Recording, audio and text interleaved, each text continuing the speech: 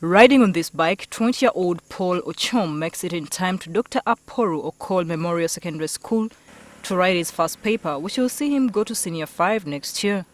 His disability is visible upon getting off the bike, and it's easy to wonder how he will competitively finish his exam on time. Not bothered about the disability in his arms and hands, he does last-minute reading. And when the bell is sounded, with other Senior 4 candidates, Ochom gets into class for the agriculture practical paper.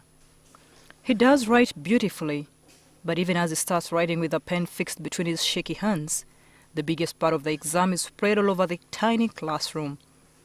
Nothing about this practical exam favors the young man since it requires the use of hands.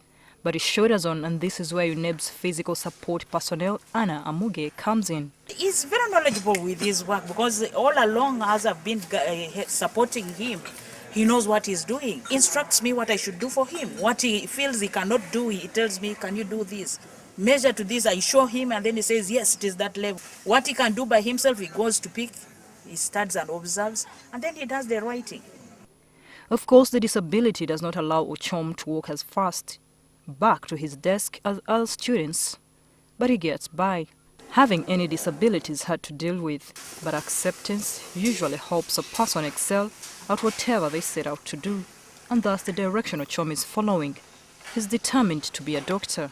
I would say many people have died in my view, so I want to come to and help them. Even though the profession of choice requires working a lot with hands, Ochom says he knows what guides his weak arms and hands.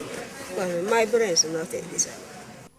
That it isn't, seeing how he goes about his practical exam. He's very participative in the class, and he has very big ambition.